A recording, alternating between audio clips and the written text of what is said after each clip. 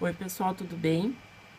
Eu estou fazendo esse vídeo para falar um pouquinho da disciplina que a gente vai compartilhar, né, ao longo desse semestre, para esclarecer algumas coisas a respeito do funcionamento dela, para me apresentar e falar um pouquinho, bem brevemente, a respeito de linguística. Bem, o meu nome é Gabriela Barbosa, eu sou a professora responsável pela disciplina, então eu vou estar com vocês ao longo do semestre. Qualquer dúvida vocês podem me procurar. Ali dentro das informações da disciplina tem meu e-mail, né? Vocês podem me mandar e-mail, podem me mandar mensagem pelo ambiente e tudo mais, né? Eu estou à disposição. Além disso, nós temos 4 outras professoras que compõem a equipe da disciplina para auxiliar vocês e para a gente poder trabalhar juntos. Essas professoras são a professora Sinara Azevedo, a professora Dayana Torres, a professora Clarissa Fortes e a professora Emanuele Padilha. Todas nós, independentemente de onde a gente estudou, todas nós temos formação em letras espanhol. Grosso modo, de maneira geral, a mesma formação que vocês estão tendo. Claro que não exatamente com as mesmas disciplinas, com a mesma carga horária, mas todas nós somos habilitadas para trabalhar com espanhol, né? Embora a gente tenha essa formação, algumas outras têm outras formações, essa disciplina de linguística, de introdução à linguística, ela vai ser ministrada, ela vai ocorrer, os trabalhos que serão feitos, as provas, todas as atividades, as discussões, os textos, serão feitos em português, porque ela é uma disciplina comum a todas as habilitações em letras, né? Então, se eu faço letras no latim, eu vou ter introdução à linguística também. Se eu faço letras em inglês, eu também vou ter. Independentemente da ênfase que eu faça, que eu dê para o meu curso de letras, todos, todos os alunos de letras, todos os profissionais de letras já formados ou não, já passaram ou vão passar por disciplinas de linguística. Bom, e aí vocês devem estar se perguntando, né? Eu tava tentando me lembrar como é que era no início, assim, lá quando eu entrei na faculdade. E aí, acho que foi no primeiro semestre já, se eu não me engano, ou no segundo semestre da faculdade, eu tinha uma disciplina de, acho que era linguística geral, que é a mesma coisa que a introdução à linguística. E eu ficava me perguntando assim, o que é isso? O que é linguística? Eu nunca tinha nem ouvido falar disso, né? E eu fiquei curiosa e ao mesmo tempo com medo, porque as outras coisas a gente já ouviu falar, né? A gente já teve aula de literatura, aula de outras questões de história, né? As partes pedagógicas, até mesmo aula de gramática, entre aspas, né? Que a gente tem na escola. Então eu fiquei bem apreensiva, porque de modo geral, quando a gente está na escola, ou o conhecimento de modo geral que a gente tem a respeito de língua, né? Não estou falando só de língua portuguesa, de toda e qualquer língua. Aquilo que a gente vê na escola vai ser os estudos gramaticais, né? Embora não devesse ser assim, é assim que acontece. A gente tem aula de gramática. E além disso, o que mais trabalha com língua é produção de texto ou disciplina de redação, né? Então, aquilo que se aproxima da linguística, né? Na língua estrangeira, quando a gente vai aprender uma língua, seja na escola, seja fora da escola, o foco é desenvolver as 4 habilidades, dentre outras coisas, né? Quais são essas 4 habilidades? Isso é importante para vocês, né? É ouvir, falar, ler, escrever, né? Vai ter outros nomes ao longo do curso, né? Compreensão auditiva, compreensão leitora, produção escrita, produção oral, vai ter outras habilidades que devem ser desenvolvidas, mas grosso modo, né, aquilo que está preconizado também nos parâmetros curriculares nacionais é isso. E a gente nunca ouve falar do que é a linguística, né? Então, eu não vou dar essa resposta para vocês, a gente vai tentando descobrir ao longo do semestre, né? Por que ela está dentro de um curso de letras, né? Por que ela está dentro de um curso de letras que forma professores para dar aula de línguas na escola? Qual é a pertinência, qual é a relevância da inserção dessa disciplina dessa área de saber dentro do curso de letras, né? Então, eu fico...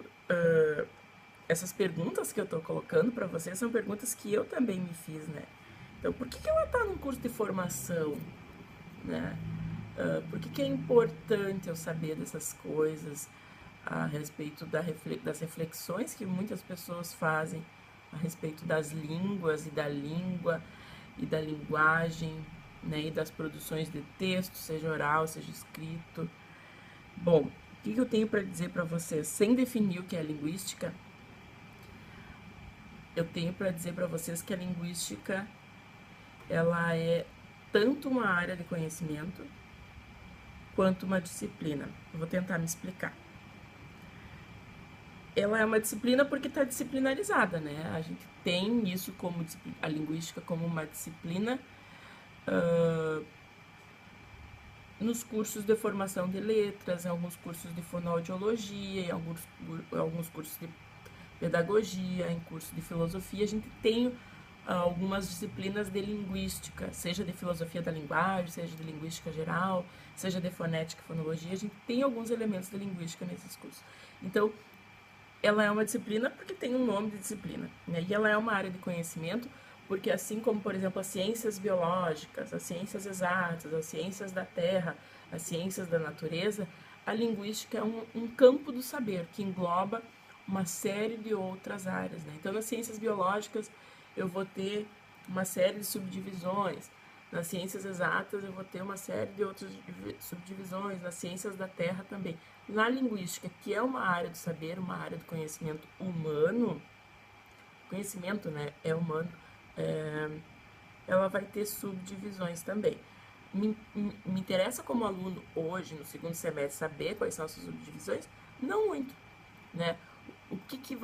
Para que vai servir essa disciplina? Para que a gente possa conhecer quem é esse bando de gente que se dedicou a pensar a respeito daquilo que a gente faz o tempo todo, né? Quer escrever, quer falar, produzir, fazer coisas com a língua, né? Com a nossa, não essa língua, obviamente, com a nossa língua no sentido de, não queria usar a palavra idioma, mas para simplificar, correndo o risco de ser simplista, aquilo que a gente faz com essa língua que a gente fala, né? Então,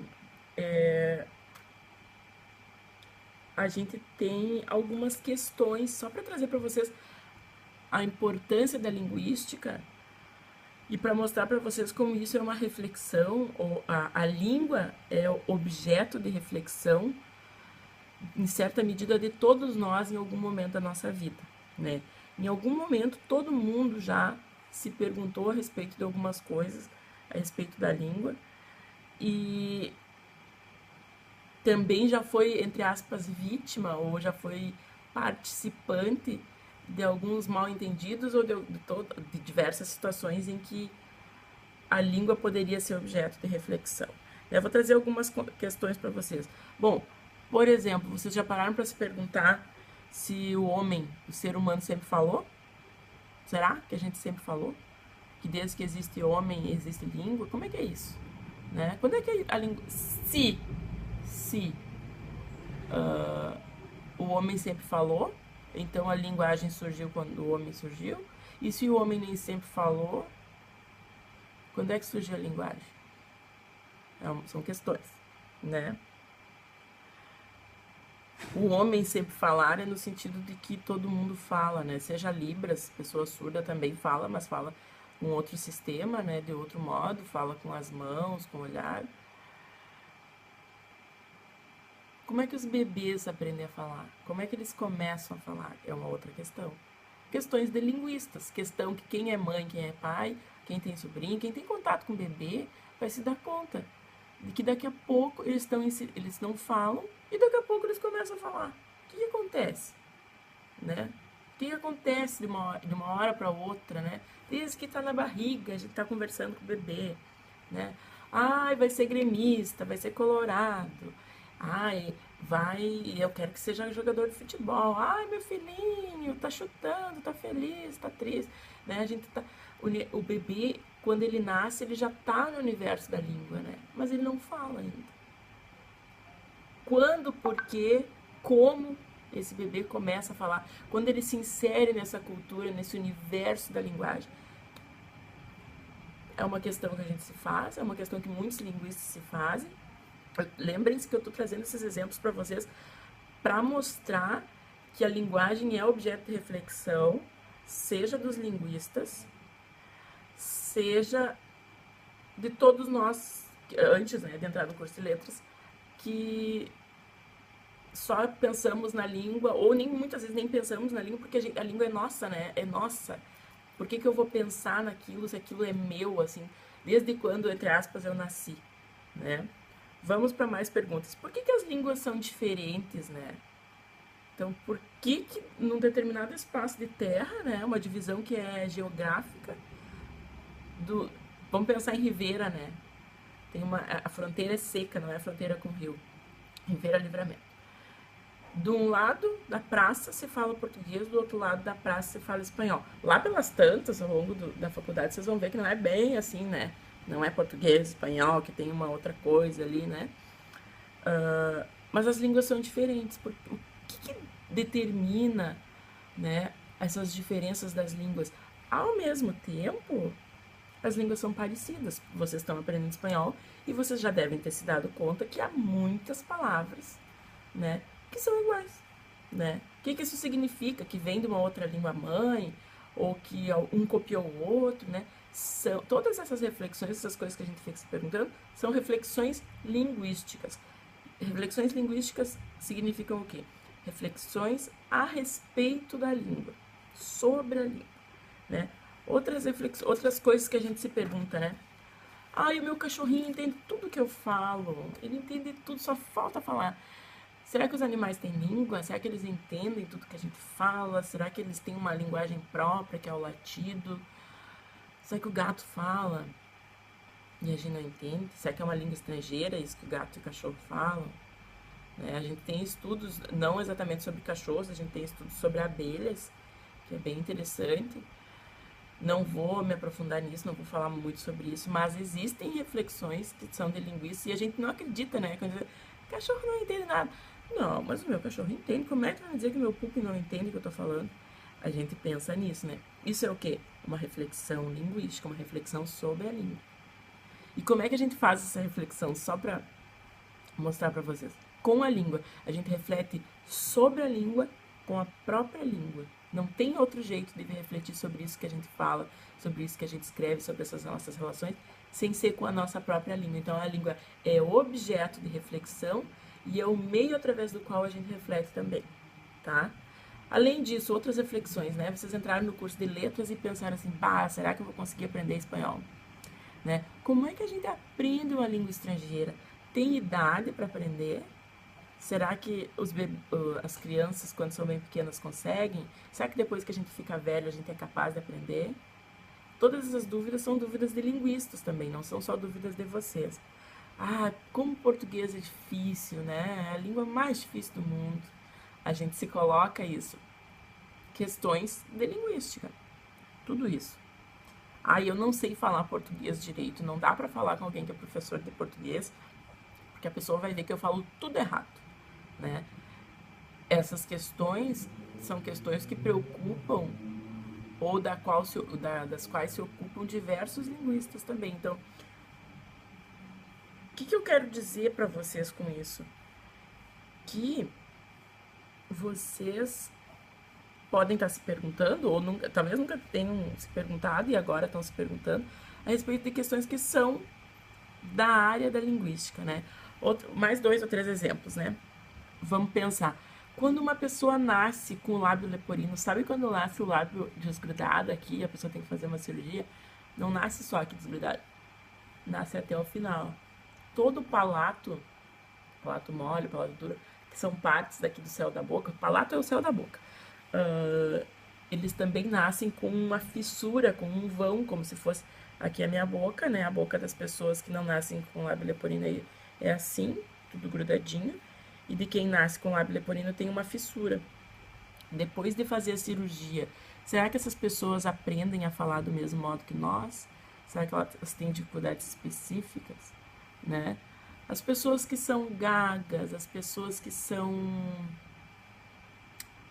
tem a língua presa, pessoas que falam mais sibilantes, sabe?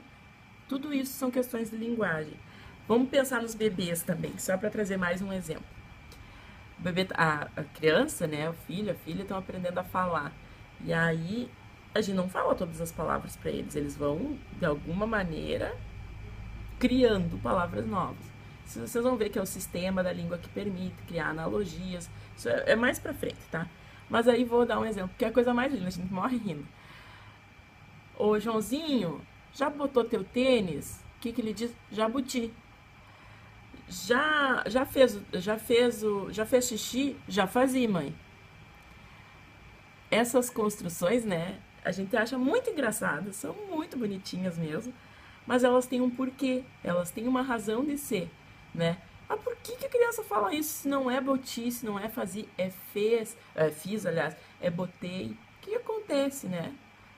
O que acontece para ele fazer essa associação, né? As dificuldades de sentido, a gente está sempre negociando o sentido. Vou dar um exemplo para vocês. Fulano te diz uma coisa, tu diz assim, não gostei do que tu falou. Ele diz, mas não foi bem isso que eu quis dizer, deixa eu... Não foi bem isso, deixa eu falar de novo. O que é isso? Negociação de sentido. Deixa eu dizer de novo, não foi isso que eu quis dizer, é uma reflexão sobre a língua. Né? Alguém ou entendeu errado, ou a gente não falou bem, né? Bem do jeito que a gente gostaria. E aí a gente tem que voltar sobre aquilo que a gente disse para falar de novo, para redizer, né? Eu acho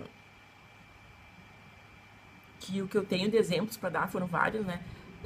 É isso, assim, que eu tenho de exemplos para trazer para vocês. Eu quero dizer para vocês, retomar, na verdade, né? Então, desde sempre, desde que existe ser humano, existe um interesse, uma preocupação do homem com a linguagem, né? Como falar melhor, como convencer alguém daquilo que eu quero que a pessoa faça, né? Desde os gregos, desde Platão, talvez até desde antes, daquilo que a gente tem conhecido em relação à história, a gente sabe que a gente tem uma preocupação com a linguagem. E a linguagem não só como escrever melhor, como escrever corretamente, mas a linguagem como uma abstração, né? A gente vai pensar dentro da linguística, dessas linguísticas que vocês vão estudar comigo, a linguagem como uma abstração. Claro, as pessoas falam o tempo todo, mas para poder estudar isso, o exercício de abstração é constante. Só para finalizar essa questão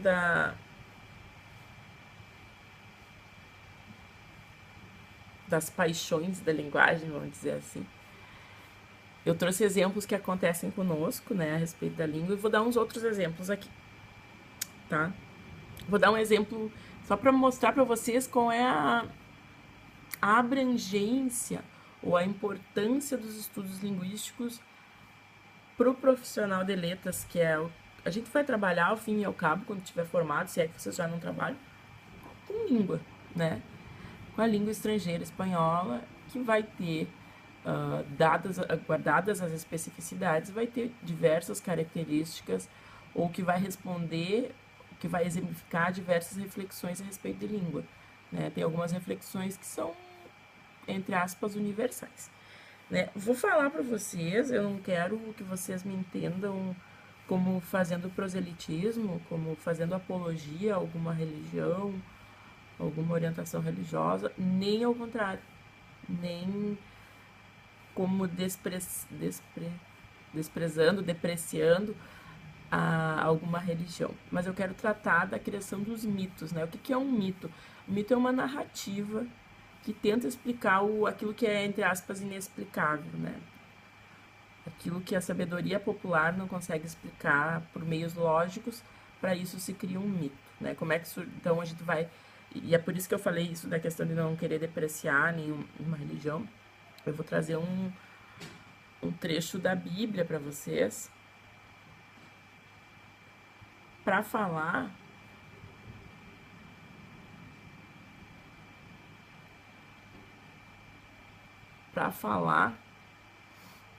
sobre como a linguagem cria realidades, né? Então, eu não vou ter a citação aqui exatamente, Nem sei. Não vou ter aqui. Mas a citação da Bíblia é lá de Gênesis, do mito de criação, né? De criação do mundo. Então Deus, né? Deus disse lá pelas tantas, faça-se a luz. E a luz foi feita. Deus disse que se abram os rios e os rios foram feitos. De modo geral, né? Então, Deus disse, né? Observar que a criação do mundo se dá por um ato de linguagem. Deus disse para que se fizesse a luz, para que se abrissem rios, para que o céu fosse feito, e as coisas foram feitas. Ou seja, o poder criador da linguagem. Né? Tem um outro mito também, que é o homem, o universo se forma a partir do trabalho e da linguagem. No início era o verbo, né? O verbo no sentido de língua, de fala, aquilo que cria, que nos permite criar realidades. Eu estou falando isso para mostrar para vocês, vejam, desde a Bíblia é depois, né, de Platão, de Sócrates, é depois do início da era cristã, mas eles também tinham uma preocupação a respeito da linguagem. Bom, e eu não consigo explicar como é que nasceram os rios, como é que surgiu a luz do dia, né? Como é que a religião explicou isso? Pelo mito da criação. Deus diz, faça-se a luz, e a luz foi feita. Né? Deus criou o homem, Deus e viu que era bom e tudo mais. Então, pela fala, Deus criou o universo. É assim que as religiões cristãs, né, vão explicar o surgimento do universo, através de um mito de criação a partir da linguagem. Bem, tem um outro mito dentro da Bíblia que é o mito do surgimento das línguas, né, da diversidade das línguas, que está relacionado à Torre de Babel. Né, a construção de uma torre, todo mundo falava igual, e aí queriam chegar no céu, e aí para evitar, como castigo para os humanos que estavam tentando se igualar a Deus, Deus criou várias línguas para que essas pessoas que estavam todas ali não conseguissem se entender e daí não conseguiriam construir essa torre. A diversidade das línguas como um castigo, né? Porque a gente não consegue se entender todos. A gente vai para outro país e a gente não se entende. Bom, nem no nosso país muitas vezes a gente não se entende, não é um problema só de línguas estrangeiras. Bom, dito isso, eu poderia dar vários exemplos para vocês a respeito de como algumas coisas ou coisas referentes à língua nos tomam por completo e nos provocam paixões aqui no sentido de paixão é uma palavra que vem do grego, né, da palavra pathos, que está relacionada à doença, mas eu não vou me lembrar exatamente do que a raiz significa, mas pensa em patologia, é doença, paixão é uma forma também. Então, as paixões no sentido de nos tomar, de nos preocupar, de nos incomodar a respeito disso. Vou dar alguns exemplos aqui de coisas que aconteceram, que foram noticiadas, então talvez vocês já conheçam. Em 2012, teve uma polêmica bem grande a respeito da publicação de um livro didático, né, que ia para a escola. Eu não me lembro o nome das professoras agora, acho que o nome do livro era Para Viver Melhor, se não me engano. E nesse livro elas traziam exemplos, estavam trabalhando com a noção de variação linguística, vocês vão trabalhar com isso. Nesse semestre vocês vão ter uma breve ideia do que é, mas no semestre seguinte, se forem trabalhar comigo, ou se não forem também, vai ser desenvolvido, esses conceitos vão ser desenvolvidos, né, de variação linguística, da importância disso para dentro da sala de aula e tudo mais. Bom, mas existiu uma polêmica em função de que elas colocaram um exemplo da fala, como se fosse assim, os peixes, sem o S mesmo, os peixes tão gostosos, não sei, não lembro qual era a frase, tá? E aí existiu toda uma polêmica de que a escola estava ensinando errado e tudo mais. E que se essas pessoas, daí foi muita gente para TV, rádio, internet, se posicionando tanto de um lado quanto do outro, né? essa é uma reflexão linguística da qual se apropriaram pessoas que não são linguistas, porque se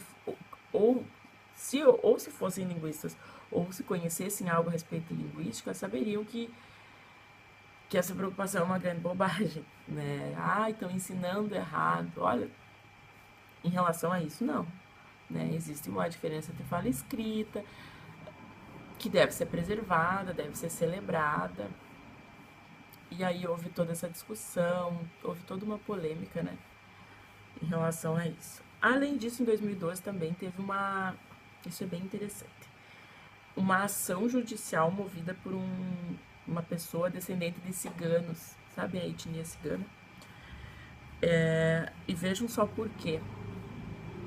A pessoa entrou na justiça, acionou a justiça contra alguns dicionários de língua portuguesa, pedindo para retirar um sentido ou um significado do verbete cigano. Então, se vocês forem lá no dicionário, não vai ser em todos, eu me lembro que o OWISE tinha isso, agora nas últimas versões eu já não sei se eles retiraram, porque a minha versão do OWISE é anterior a 2012.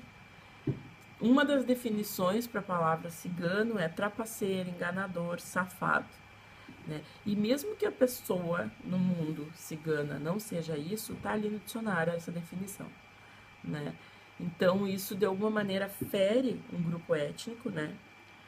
E esse descendente cigano se deu conta do poder que a linguagem tem e acionou judicialmente algumas empresas produtoras desses dicionários solicitando que te retirasse, porque é uma definição preconceituosa, né? Ah, você pode até ter alguém pensar, mas cigano é assim mesmo. Bom, mas isso não importa. Isso não importa. A questão é essa comunidade étnica se sentia ofendida e tinha o direito de requerer a retirada, né? Isso se dá em relação a quê? A linguagem, né? Além disso, tem outras questões, né?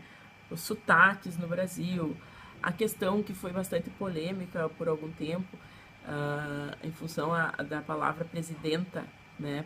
Como é que escreve? Presidente ou presidenta? Por que estão inventando moda? Será que isso pode? Será que não pode? Reflexões linguísticas, tá? Bom, encerro aqui tudo isso que eu falei a respeito das nossas preocupações, né? A respeito da linguagem. E quero dizer para vocês que de alguma maneira, não tudo, né? Mas de alguma maneira a gente vai tentar dar conta de algumas dessas questões. Não exatamente desse jeito, né? Às vezes a gente vai passar, algumas reflexões vão nos fazer pensar em relação a isso, outras nem tanto. Mas a nossa reflexão ao longo desse semestre é a respeito de língua, a respeito de linguagem, é aquilo que a gente faz o tempo todo. Né? Eu tô aqui há 28 minutos e 15 segundos falando com vocês, usando a língua, para pensar sobre a língua, né? Quero falar para vocês, então, que a gente vai ter, em princípio, eu coloquei o cronograma aí para vocês, tudo mais, e vai ter uma prova no final do semestre e alguns trabalhos que vão ser feitos, alguns individualmente, outros coletivamente, alguns são fóruns, outros são vídeos, outros são produções textuais, né? Alguns são exercícios. A prova vai ser com todo... Em princípio, vai ser com todo o conteúdo. Se eu não julgar pertinente, eu retiro algumas coisas, sem problema nenhum. E aí eu quero dizer para vocês que o trabalho que vocês vão... vocês sabem, que eu já estou avisando a partir de agora que vocês vão fazer é trabalhar com as questões de mitos de linguagem. A gente tem vários mitos, né? Mitos, lembra que é aquilo que tenta explicar o que não tem explicação, né? Do ponto de vista não científico, porque do ponto de vista científico todos esses mitos têm explicação. Eles deixam de ser mitos, eles passam a ser fatos de linguagem. Então, são mitos de linguagem, né? Então, eu vou dar um exemplo aqui. Alguns mitos que vão estar aí dentro do livro do professor Gabriel Otero, que se chama Mitos de Linguagem, que está aí disponível para vocês, né? Para vocês fazerem a leitura. Um dos mitos, as mulheres falam demais, né? Outro mito, ninguém fala o português corretamente, né? Outro mito, a língua portuguesa é uma das mais difíceis do mundo, né? Então, são mitos que a gente, ao longo do semestre, com as reflexões, vai tentar desconstruir, né? Então, a atividade que vocês vão ter que fazer para o final do semestre, a atividade principal é realizar um vídeo, né, em que vocês participem, vão ser 2 mitos por polo, e vocês vão tentar explicar com exemplos, até com encenações, se vocês quiserem, com explicações, como é que a reflexão sobre a linguística, os textos que vocês leram, auxilia na desconstrução desses mitos, né? E esses mitos aí vocês vão publicar vídeos, né? Todos os alunos vão ter que ver esses vídeos, porque os mitos vão cair na prova final, tá? Além disso, eu vou fazer uma outra atividade avaliativa com um filme. Também eu posso até adiantar o nome do filme, se vocês já quiserem ir vendo. O filme se chama A Chegada.